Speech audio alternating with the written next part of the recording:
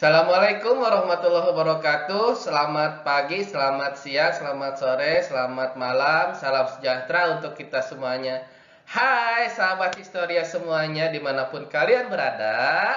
Jangan lupa tonton terus channel YouTube Viva Historia. Klik like, kemudian subscribe dan share kepada siapa? Kepada teman-teman kalian agar bisa menebar manfaat bagi kita semuanya. Kita belajar sejarah, berarti kita menanamkan cinta tanah air dan bangsa Indonesia. Baiklah kawan-kawan Historia semuanya, dalam video yang sekarang kita akan membahas materi kelas 10, yaitu tentang awal kehidupan manusia Indonesia.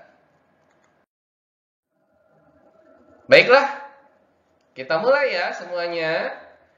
Perkembangan bumi dan munculnya makhluk hidup diawali dengan masa Arkaiozoikum. Pada masa ini sudah berlangsung sekitar 2,5 miliar tahun yang lalu. Artinya, bumi kita yang sedang kita diami sekarang ini usianya sudah sangat tua. Oleh karena itu, kewajiban kita sebagai generasi muda memelihara bumi ini dari kepunahan yang lebih jauh lagi. Oleh karena itu, jangan lupa kalau buang sampah harus pada tempatnya. Kemudian kalian jangan menebang pohon sembarangan. Agar apa? Agar bumi ini terpelihara dengan baik. Kemudian, bumi masih seperti bola panas pada waktu itu, sehingga belum ada kehidupan pada masa Arkaiozoikum. Selanjutnya, sahabat sejarah, yaitu masa Paleozoikum, berlangsung sekitar 500 sampai 245 juta tahun yang lalu. Pada masa Paleozoikum ini, suhu bumi masih belum stabil. Namun, curah hujan cukup tinggi dan terdapat makhluk bersel satu, seperti amuba, virus, bakteri. Kemudian, ada masa Mesozoikum, berlangsung sekitar tahun 245 hingga 65 juta tahun yang lalu. Di sini, suhu bumi sudah semakin stabil dan mulai bermunculan hewan raksasa atau dinosaurus. Pada masa ini juga kita mengenal dengan masa Jurasik, di mana makhluk hidup di dalamnya berukuran raksasa. Sahabat Historia semuanya, tidak bisa kita bayangkan ya, makhluk yang berukuran besar pada masa modern sekarang ini, seperti misalkan gajah, kemudian binatang yang tertingginya adalah jerapah, mamalia yang berukuran besarnya adalah paus, ya. Itu saja sudah besar dan tinggi. Apalagi ini dinosaurus. Mungkin sahabat sejarah, sahabat Historia semuanya sering jalan-jalan ke museum-museum. Pak dicontohkan. Kalau kalian jalan-jalan ke Bandung, jangan lupa mampir ke Museum Geologi. Di Museum Geologi ada replika dinosaurus jenis Tyrannosaurus atau T-Rex. Ya. Tyrannosaurus ini karnivora. Dia pemakan daging-dagingan. Tyrannosaurus saja sudah ukurannya besar dibandingkan manusia modern sekarang ini. Ya. Nah, oleh karena itu, manusia pada masa Mesozoikum bisa jadi ukurannya sangat besar. Ya. Di sini juga sudah ada tanda-tanda kehidupan manusia menurut para ahli sejarah. Lanjutkan, yang berikutnya adalah masa Pleistosen. Berlangsung sekitar 600.000 tahun yang lalu. Masa ini terbagi menjadi dua, yaitu masa glasial dan interglasial. Masa Pleistosen ini, sahabat historia, ini kita kenal dengan zaman es atau Ice Age. Ya, seperti Pak Henry misalkan, senang tuh nonton Ice Age. Ya, bagaimana cerita tentang persahabatan, ya, binatang-binatang purba seperti mamut, kemudian ada harimau, ya. Mereka lucu-lucu tingkah lakunya, ya.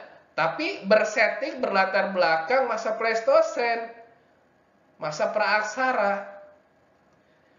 Kemudian selanjutnya adalah masa Holosen.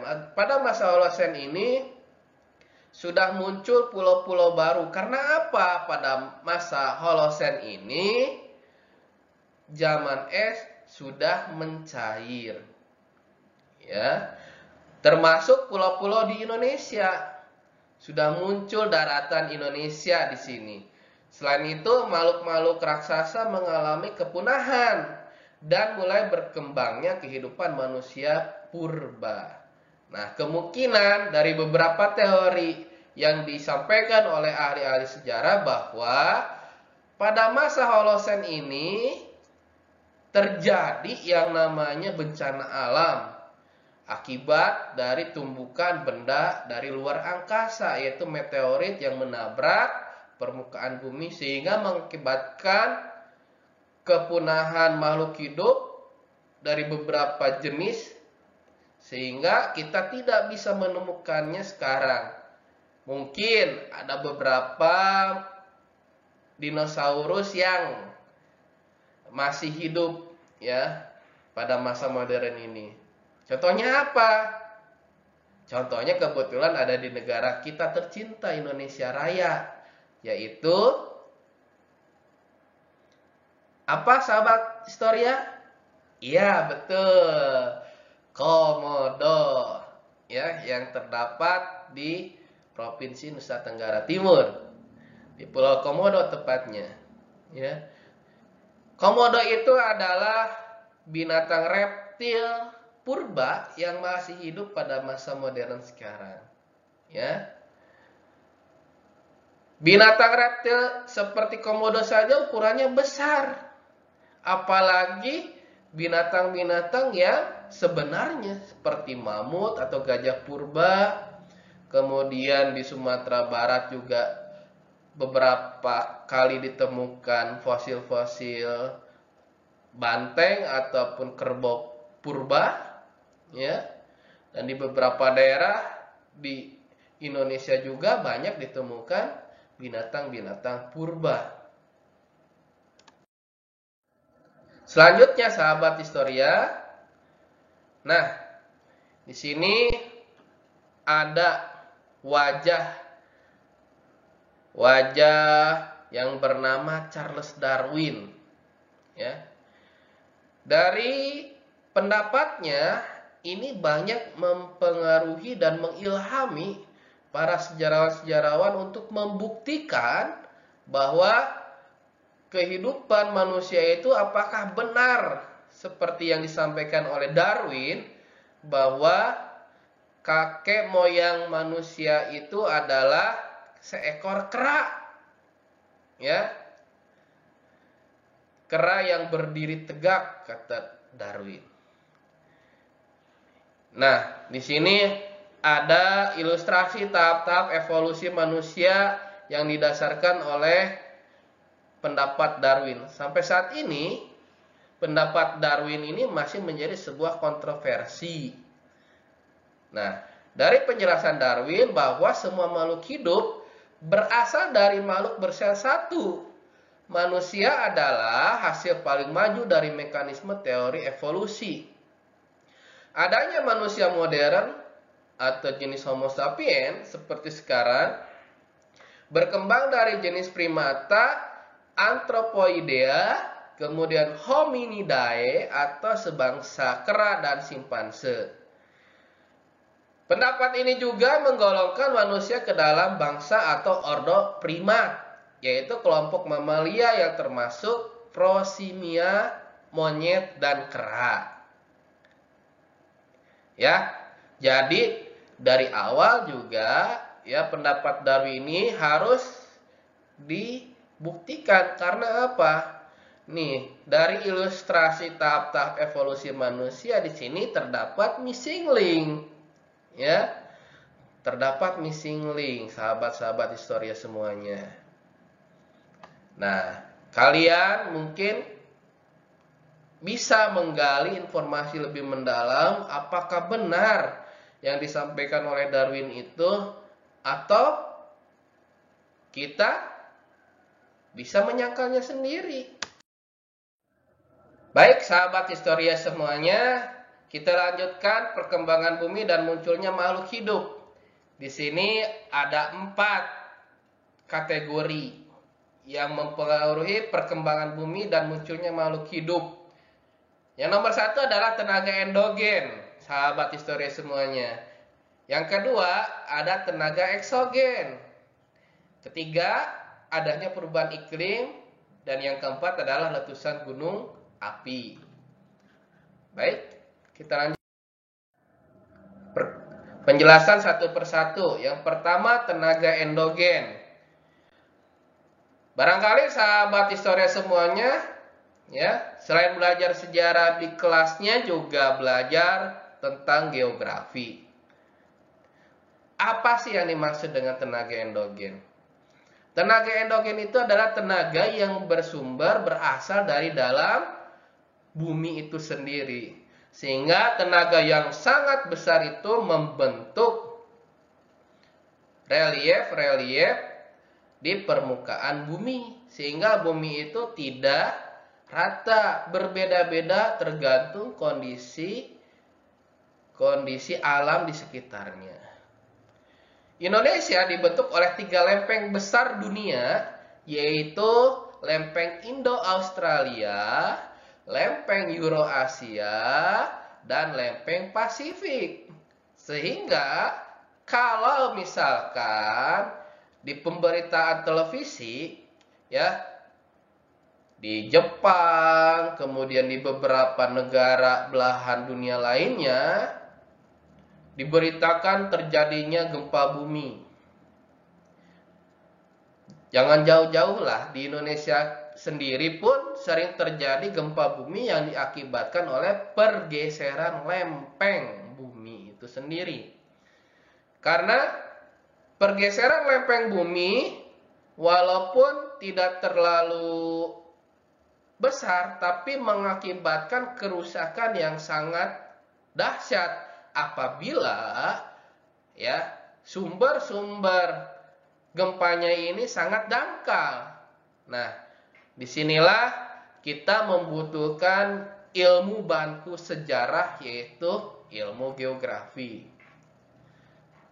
Kemudian yang berikutnya adalah subduksi antara lempeng Indo-Australia dan lempeng Eurasia menyebabkan terbentuknya deretan pegunungan Bukit Barisan di Pulau Sumatera dan deretan gunung berapi di sepanjang Pulau Jawa, Bali, dan Lombok, serta Palung Jawa atau Sunda.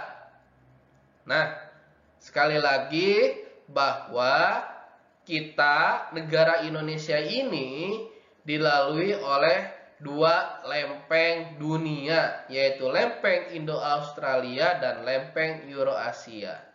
Sehingga kita disebut negara cincin api, ring of fire, ya, di mana bumi-bumi di Indonesia ini ya berpotensi untuk terjadinya gempa bumi dan bencana alam lainnya seperti meletus gunung berapi. Karena memang di Indonesia ini kaya akan gunung berapi. Di Banten sendiri, Gunung Karang merupakan gunung yang pernah aktif pada masa lalu. Sehingga apa bukti-buktinya? Di wilayah Pandeglang, di Cisolong misalkan. Sahabat historia barangkali suka main, suka berenang dengan keluarga, ya, berendam air panas di Cisolong. itu merupakan bukti bahwa wilayah Gunung Karang merupakan gunung berapi. Seperti halnya kita masak air, ya, masak air kemudian dipanasi dari bawah oleh kompor. Nah, sama halnya dengan wilayah Gunung Karang, barangkali di sana terdapat penampungan air secara alami, ya, yang wadahnya itu besar. Wadahnya itu barangkali seperti apa ya? Kita sebut batu, ya. Nah, kemudian batu ini dari bawahnya itu terdapat sumber-sumber magma yang ada di dalam perut bumi. Walaupun di dalam perut bumi itu sangat dalam, ya, berapa kilometer ke dalam perut bumi. Namun terasa sampai ke permukaan bumi, yaitu berupa air panas. Seperti itu penjelasannya, sahabat Historia.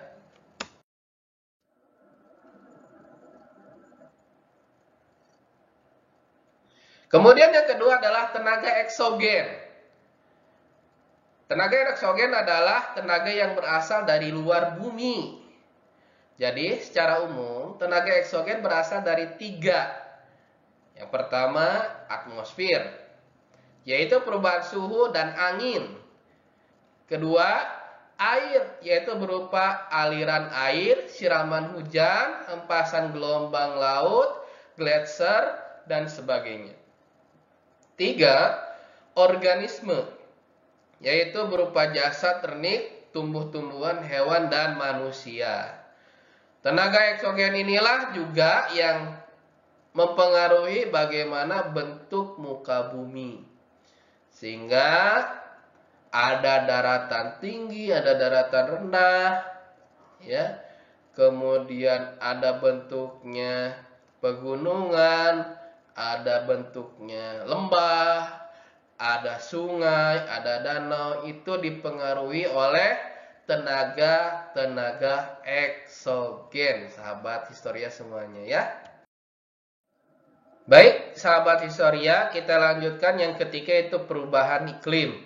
Perubahan iklim berupa turunnya permukaan laut sekitar 60 hingga 70 meter di bawah permukaan laut.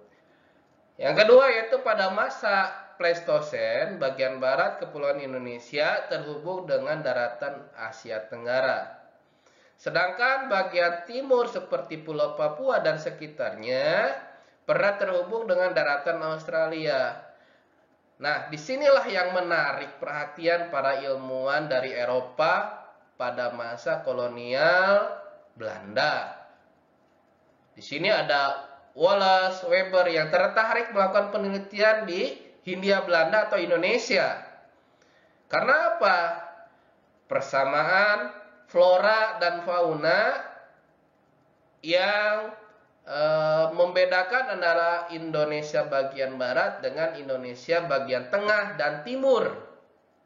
Sahabat Historia semuanya, mungkin sahabat Historia semuanya pernah melihat, ya, di film-film bahkan di TV mengenai binatang-binatang yang eksotis di Indonesia. Ternyata ada juga ditemukan di belahan bumi lainnya, seperti misalkan harimau Sumatera, ya, itu saudaranya seperti di India, harimau India. Kemudian ada juga di Afrika. Karena apa? Karena yang tadi Pak Henry jelaskan bahwa bagian barat Kepulauan Indonesia terhubung pada kala Pleistosen dengan daratan Asia Tenggara, Asia secara keseluruhan, bahkan bersatu juga dengan daratan Afrika. Sehingga terjadi mobilitas dari fauna yang ada di daratan tersebut. Sehingga tersebar luas dari Afrika ke wilayah Asia, dari Asia secara keseluruhan tiba di wilayah Kepulauan Nusantara, khususnya Sumatera, Jawa, dan Kalimantan. Kemudian di wilayah tengah Indonesia ada fauna yang otentik, ya, seperti anoa. Nah, ini sangat membanggakan bagi kita bahwa di Indonesia ditemukan juga fauna yang sangat identik dengan keindonesiaan kita. Dan yang sebelah timur Indonesia ada Papua, bahwa saudara-saudara kita di Papua memiliki keidentikan faunanya dengan wilayah ataupun daratan Australia, sahabat historia semuanya ya. Jangan jauh-jauh kalau kita pengen melihat kanguru misalkan, fauna yang ditemukan ya yang identik dengan wilayah benua Australia, kita bisa jumpai di negara kita, yaitu di Papua. Karena apa? Karena tadi kalau Pleistosen itu bahwa daratan Indonesia sebelah timur itu bersatu dan terhubung dengan daratan Australia. Yang ketiga adalah daratan di wilayah barat yang menghubungkan Indonesia dengan daratan Asia Tenggara. Kemudian disebut paparan Sunda atau Sunda Shelf. Sedangkan di wilayah timur daratan yang menghubungkan Pulau Papua dan pulau sekitarnya disebut paparan Sahul atau Sahul Shelf. Ya. Kita lanjutkan sahabat historia.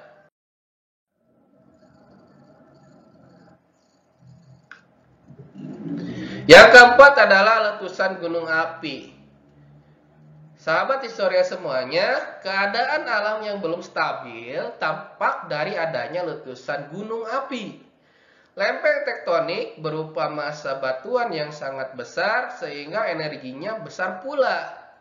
Lempeng-lempeng yang terus bergerak ini pada suatu saat akan mengalami gesekan atau benturan yang cukup keras. Dari letusan gunung api ini membentuk relief permukaan bumi yang unik-unik. Makanya di balik musibah pasti ada manfaat, pasti ada hikmah bagi manusia. Ya, seperti saudara kita yang di Sumatera Utara. Dari letusan Gunung Sinabung itu bisa memberikan kehidupan bagi para masyarakat di sekitar Gunung Sinabung tersebut, sehingga lahan-lahan pertanian di sana sangat-sangat subur. Ya, itulah berkah dari gunung api, walaupun pada saat gunung api tersebut aktif ya bisa mengakibatkan musibah juga bagi manusia.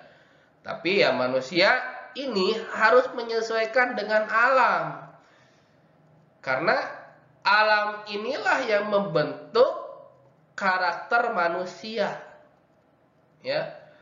Bagaimana kita beraneka ragam suku, bangsa, dan ras di negara Kesatuan Republik Indonesia ini, ya, yang membuat kita semakin kaya dibandingkan dengan negara-negara lainnya. Kebanggaan kita itu seperti ini, makanya harus terus dipupuk rasa persatuan dan kesatuan. Belajar terus dengan sejarah, bagaimana sejarah memberikan apa? Nilai dari karakter kebangsaan kita, yaitu bangsa Indonesia. Ya, pakaian saja seperti contohnya Pak Henry ini, sahabat historia, yang menggunakan pakaian batik coraknya dari Baduy. Beda halnya dengan teman-teman dari suku Jawa. Ya, ada yang teman-teman dari Papua, ada yang dari Aceh, itu berbeda-beda. Karena apa? Karena karakteristik masyarakat yang dibentuk oleh alam sekitarnya. Makanya manusia tidak bisa menaklukkan alam, tetapi manusia harus bersinergi, harus menyesuaikan dengan alam, ya. Kemudian lempeng tektonik berupa massa batuan yang sangat besar sehingga energinya besar pula. Lempeng-lempeng yang terus bergerak ini pada suatu saat akan mengalami gesekan atau benturan yang cukup keras. Inilah yang mesti diantisipasi oleh masyarakat Indonesia yang bersahabat dengan bencana alam. Bahwa kita sebagai bangsa Indonesia harus sadar bahwa wilayah kita itu adalah wilayah yang berpotensi bencana alam. Ya. Baik, kita lanjutkan. Di sini ada peta persebaran manusia awal, yaitu asal-usul nenek moyang bangsa Indonesia. Apakah benar? Misalkan nenek moyang kita itu ya seperti seorang pelaut katanya. Disinilah ya kita bisa mempelajari sejarah dari nenek moyang bangsa Indonesia. Yang pertama itu Homo sapiens atau manusia modern. Diperkirakan telah muncul sejak 400.000 tahun hingga 100.000 tahun lalu di Afrika. Kemudian yang kedua yaitu dari Afrika, Homo sapiens menyebar ke wilayah Eropa dan Asia termasuk Indonesia. Sahabat historia semuanya bisa melihat di sini di peta persebaran manusia awal dari garis merah bahwa ya peta yang ditunjukkan dengan warna merah ini merupakan, lihat simbolnya ada Homo sapiens di sana. Homo sapiens itu dimulai dari persebarannya wilayah Afrika bagian tengah dan Afrika bagian selatan, kemudian menyebar ke Afrika bagian utara, menyebar lagi ke wilayah daratan Asia. Dari daratan Asia kemudian ada yang ke wilayah timur, ke wilayah Asia Tenggara, bahkan masuk ke Indonesia. Ada juga yang ke wilayah barat, masuk ke wilayah Eropa, sahabat historia semuanya. Nah, di sini juga ada angka tahunnya bahwa Homo sapiens ini dari arsir yang berwarna merah ya ada tanda 200.000 tahun yang lalu bahwa manusia modern atau Homo sapiens itu sudah ada sejak tahun 200.000 sebelum Masehi.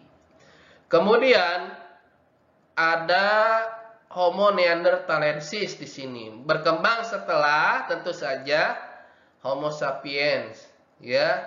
Berarti ini Homo neanderthalensis kelanjutan dari Homo sapiens, sahabat historia.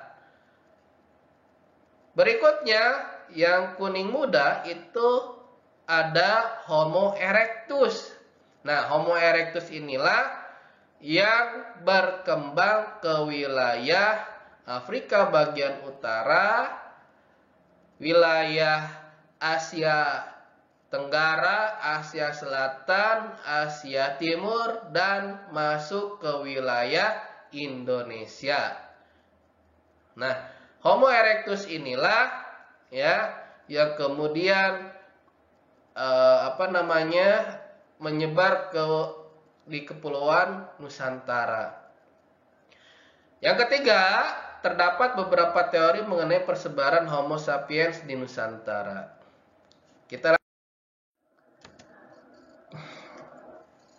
Sahabat sejarah bisa lihat di sini asal usul nenek moyang bangsa Indonesia ditinjau dari teori-teori yang berkembang, sahabat Historia.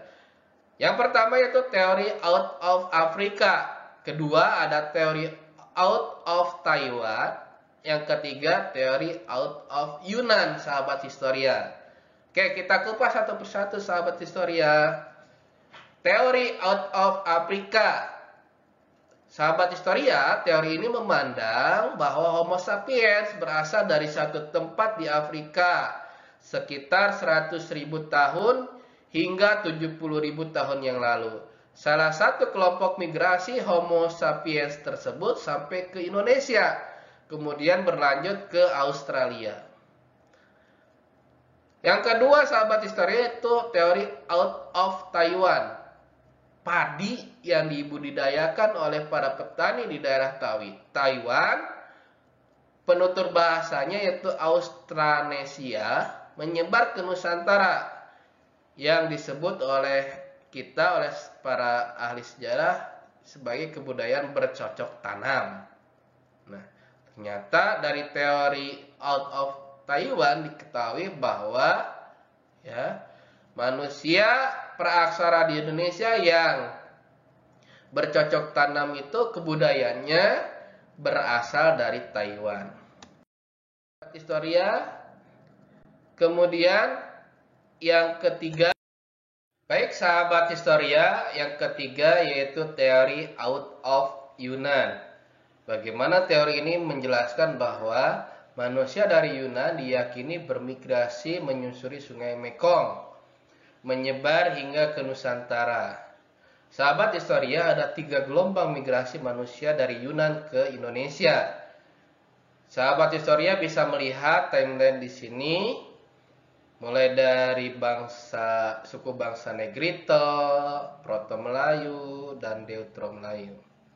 Yang pertama itu suku bangsa Negrito, mendiami sebagian besar daerah Papua dan pedalaman Riau, seperti suku Siak atau suku Sakai. Yang berikutnya itu suku bangsa Proto-Melayu. Dari Proto-Melayu ini menyebar menjadi suku bangsa Dayak, suku Toraja, Batak, dan Papua di dalamnya. Dan yang ketiga itu Deutero-Melayu. Terdapat di dalamnya yaitu suku Jawa, Bugis, dan lain sebagainya. Nah, sahabat Historia, ini adalah peta wilayah Tiongkok yang diyakini sebagai asal-usul nenek moyang bangsa Indonesia. Bahwa di sini dilihat bahwa Yunan berasal dari Yunan atau wilayah Tiongkok Selatan, Cina Selatan. Berikutnya sahabat Historia, manusia purba di Indonesia. Nah, mungkin sahabat Historia sudah cekakakan melihat gambar dari penampakan di sebelah kanan layarnya. Ada manusia kera. Bahwa manusia purba tertua di dunia muncul pertama kali di Afrika dari jenis Australopithecus afarensis yang hidup sekitar 4 juta tahun yang lalu. Australopithecus afarensis mengalami perkembangan menjadi Homo erectus sekitar 1,8 juta tahun yang lalu. Homo erectus mengalami perkembangan menjadi Homo sapiens sekitar 300.000 sampai 200.000 tahun yang lalu. Ya, memang benar terlihat di sini bahwa manusia praaksara dari yang disampaikan oleh Charles Darwin. Mengapa Darwin punya pemikiran bahwa manusia memiliki nenek moyang berasal dari sosok manusia kera? Karena manusia itu sendiri sebagai makhluk hidup menerima dan menjalankan yang namanya tantangan dari alam. bahwa alam menyediakan segala macam kebutuhan dan alam juga ternyata yang membuat ya kehidupan makhluk hidup di dalamnya harus bisa menyesuaikan. Ya, jangan dibayangkan dari pola pikir manusia modern seperti sekarang. Sahabat Historia sebagai makhluk hidup modern, ya, manusia modern, tentu saja sahabat Historia sudah menggunakan pakaian sebagai hasil budaya dari manusia. Tetapi pada masa purba 300 sampai 200 ribu tahun yang lalu tidak mungkin, belum ada muncul kebudayaan seperti yang kita sekarang gunakan, sahabat Historia. Makanya dari ujung rambut sampai ujung kaki dipenuhi oleh bulu-bulu. Bulu-bulu itu untuk apa? Bulu tubuh itu untuk menutupi tubuh manusia purba agar ketika malam tidak kedinginan dan siang tidak tersengat matahari secara langsung ke kulit mereka. Maka tubuh itu merespon alam. Bagaimana kondisi alam itu memberikan kekuatan dan pada akhirnya manusia punya pemikiran yang tertuang di dalam sebuah kebudayaan. Kebudayaan inilah yang disampaikan oleh Profesor Kuncharaningrat, ada 7 unsur pembentuk kebudayaan. Ya. Nanti kita akan bahas 7 unsur kebudayaannya dari Profesor Kuncharaningrat. Di sini kita akan membahas, kita fokuskan kepada manusia purba di Indonesia. Lanjutkan sahabat Historia. Manusia purba di Indonesia ada 3 jenis. Yang pertama Meganthropus paleojavanicus, yang kedua adalah Pithecanthropus erectus, yang ketiga adalah jenis Homo.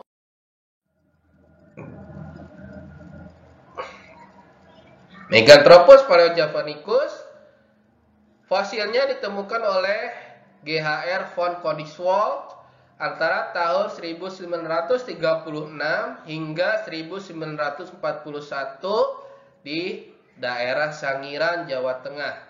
Meganthropus paleojavanicus artinya manusia raksasa dari Jawa. Hasil penelitian lebih lanjut menggolongkan manusia purba ini ke dalam Homo erectus.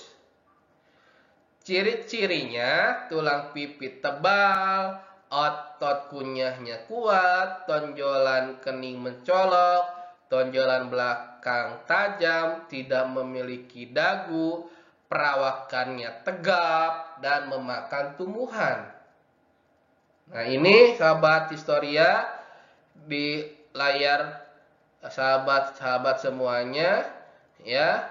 Ini ada gambar dari tokoh sejarah yaitu von Coningswald. Nah, ini yang berikutnya sahabat Historia ada penampakan dari Meganthropus. Meganthropus adalah nama yang umum untuk fosil-fosil geraham dan tengkorak yang berukuran besar yang ditemukan di daerah Sangiran, Jawa Tengah. Namun kini nama genus Meganthropus dipandang keliru. Para ahli kini menyebutnya dengan Homo erectus paleojavanicus karena dipandang masih memiliki hubungan dengan Homo erectus, sahabat Historia. Yang kedua sahabat Historia yaitu Pithecanthropus erectus. Fosil Pithecanthropus erectus pertama kali ditemukan oleh Eugene Dubois pada tahun 1891 hingga 1892 di daerah Trinil, Ngawi, Jawa Timur. Sahabat Historia, di layar sebelah kanannya bisa melihat foto dari Eugene Dubois, ilmuwan sejarah yang berasal dari Perancis. Kemudian Pithecanthropus erectus berarti manusia kera yang mampu berdiri tegak dan lurus. Ciri-cirinya volume otaknya sekitar 900 cc tengkoraknya pendek tetapi memanjang ke belakang. Tulang kening sangat menonjol, tinggi badan berkisar antara 165